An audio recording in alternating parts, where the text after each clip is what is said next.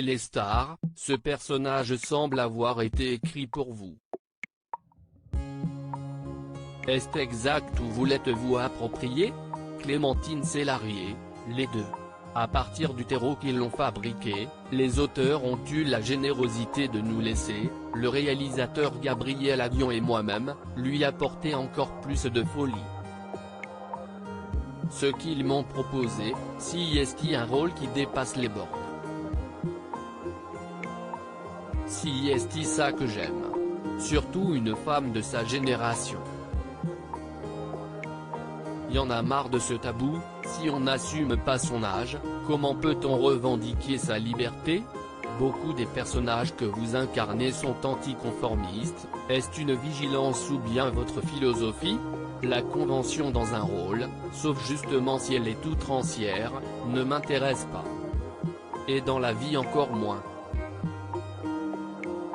Davantage que l'anticonformisme, ce qui m'intéresse, si est d'incarner des battantes. Des femmes qui font, qui y vont et qui me permettent de défendre des valeurs comme l'honnêteté, la pugnacité et la passion.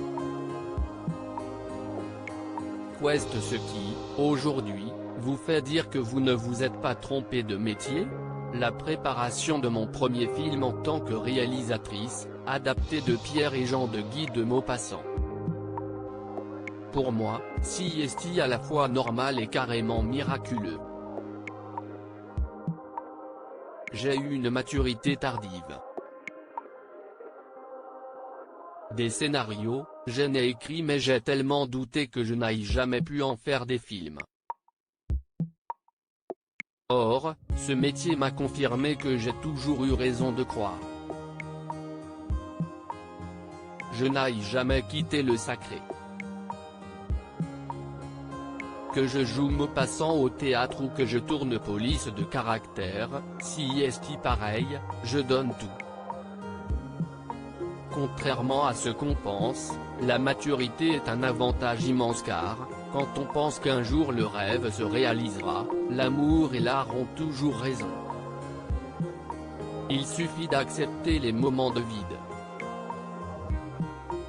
Avec qui avez-vous passé un pacte pour traverser les années avec cette silhouette qui vous permet de faire le poirier comme dans la série? Elle rit, je ne sais pas d'où ça vient. J'ai toujours su faire le poirier. Quand j'étais plus enrobé comme dans 37,2 le matin, ça a été tellement emmerdant, que ça entravait ma liberté. Donc je me suis obligé à une rigueur implacable, comme un pacte passé avec moi-même. Le centre de tout cela, si est la passion amoureuse que je nourris pour tout ce que je fais. Quand j'entends qu'il ne faut jamais s'emballer, quelle connerie. Si on ne s'emballe pas, si est la vie qui le fera, entre quatre planches, ça s'appelle un cercueil. Outre votre long métrage, où pourra-t-on vous voir dans les mois à venir? Dans le prochain film de Claude Lelouch et dans celui d'Alex Lutz, que je vais tourner à la fin de l'année. Sans oublier d'autres épisodes de Police de caractère.